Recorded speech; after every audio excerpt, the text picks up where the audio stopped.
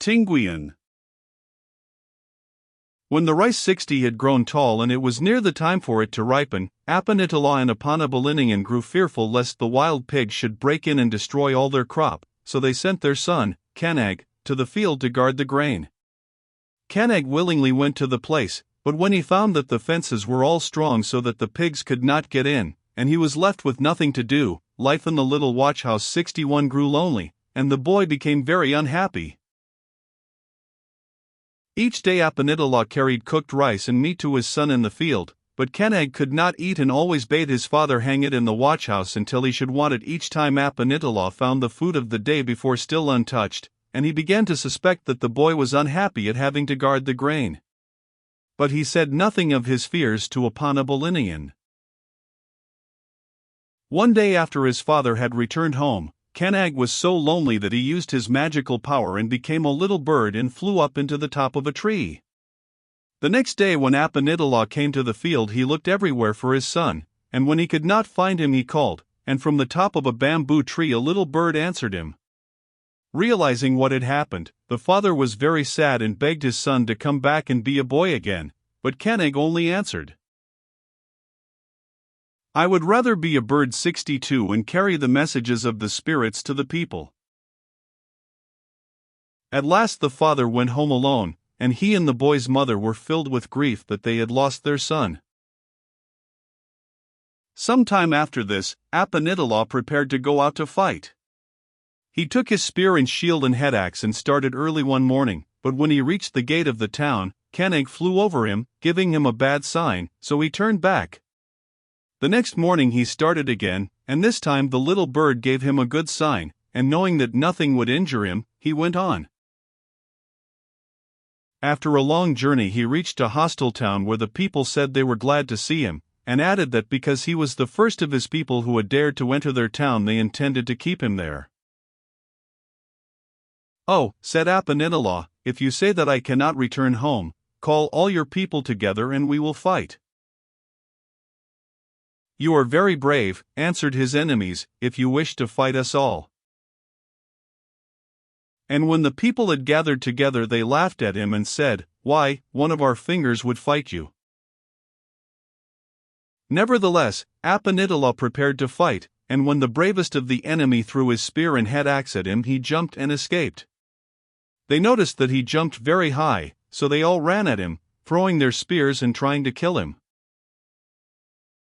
But Apanitala caught all their weapons, and then while they were unarmed he threw his own spear, and it flew about among them until it had killed them all. Then he sent his head-axe, and it cut off all the heads of the enemy, and he used magical power so that these heads went to his home in Catalayapan. After that Apanitala sat down by the gate of the town to rest, and the little bird, flying over his head, called down, "The sign that I gave you was good, father, and you have killed all your enemies." "Yes," said the man, and as he started on the homeward journey the little bird always flew near him. When he reached home, he stuck the heads around the town 63 and commanded the people to go out all over the world and invite everyone and especially the pretty girls to come to a party in celebration of his victory. The people came from all parts of the world, and while they played on the gongs and danced, Apanitala called to Kanag and said, "Come down, my son, do not stay always in the tops of the trees. Come and see the pretty girls and see which one you want to marry. Get the golden cup and give them basi to drink." But Kanag answered, "I would rather stay in the tops of the trees and give the signs when anyone goes to fight." Then the father and mother pleaded with him to become a boy once more, begging his forgiveness and promising never again to send him to guard the rice.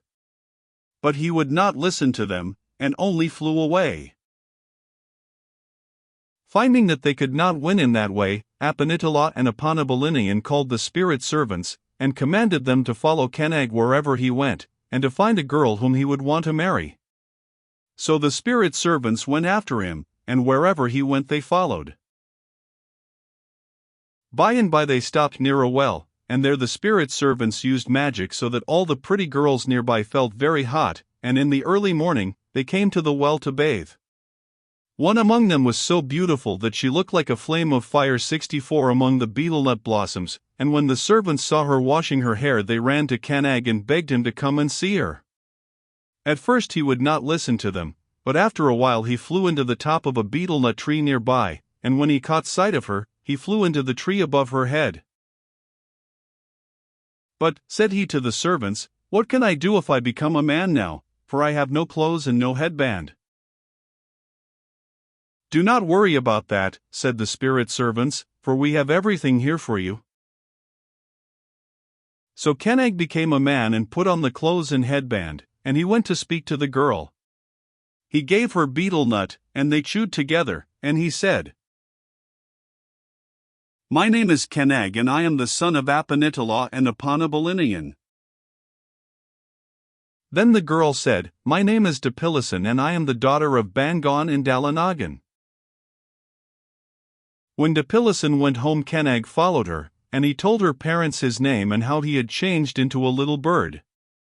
And when he had finished he asked if he might marry their daughter.